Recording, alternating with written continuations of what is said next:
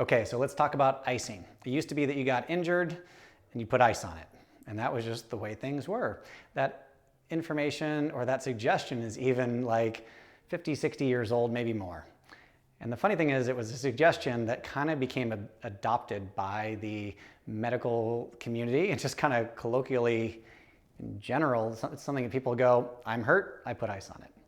There's no evidence for this. There's no evidence that supports its long-term benefit to your outcome. Also, the way that this was explained to me from a really smart guy named Gary that actually wrote a book on this was that what if we told you that there was a treatment option that would delay your healing and even potentially cause secondary cell damage to the areas around it? Would you do it? I said, no. And he goes, of course you wouldn't. That's icing. So it delays healing because it slows the metabolic process of the injured area down. That's a problem. Also, if it's too cold, you can cause tissue burns to the tissue around it. And you can also, if it's too cold for too long, you can kill those cells around it. So let's really think about what happens in an injury. You get injured. There is an inflammatory response, meaning your body sends all these really good things to the area to start the healing process. Now, we use the words inflammation and swelling a lot of times the same thing, but they're not.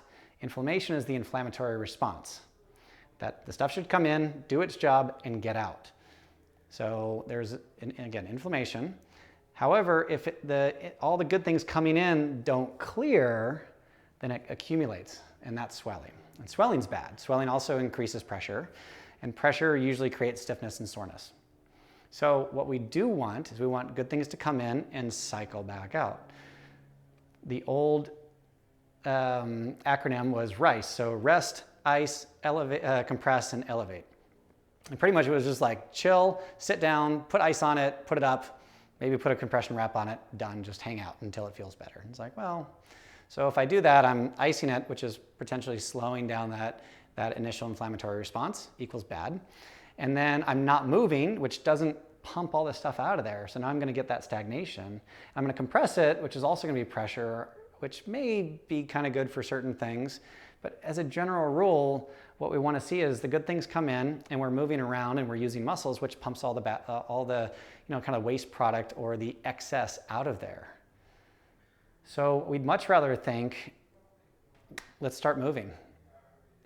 Here's my caveat. If you want to use ice for pain management, and very carefully monitored and making sure that you're not doing too much dosage, that's fine. Make sure that the tissue is happy and healthy, you're not doing anything. I'd rather you do that than take an anti-inflammatory or something more systemic. It's really easy. It does create kind of a numbness, but all you need is like a little bit of a break from some sort of an achiness or soreness.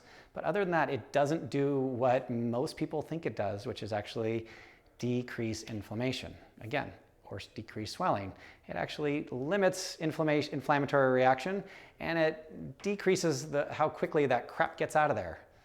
So in PT, we highly recommend people do some sort of low load, low threshold movement to encourage the correct inflammatory response, encourage healthy fluid movement in and out of the injured area, but then also whatever tissue is injured, if we could do too much, obviously it's bad, but if we do just enough, it should help the tissue remodel the way we want it to.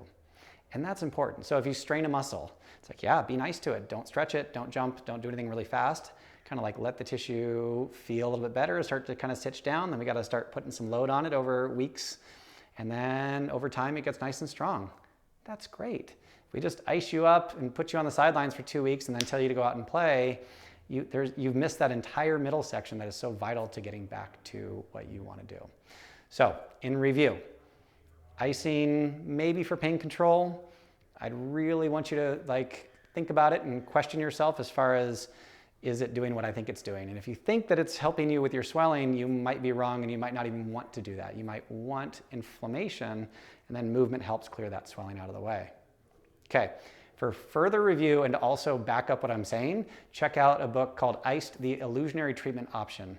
Highly recommend. It's a nice and easy read. It's got some good information in there, and it'll probably make you think, why the heck have I been doing this the whole time? Check it out.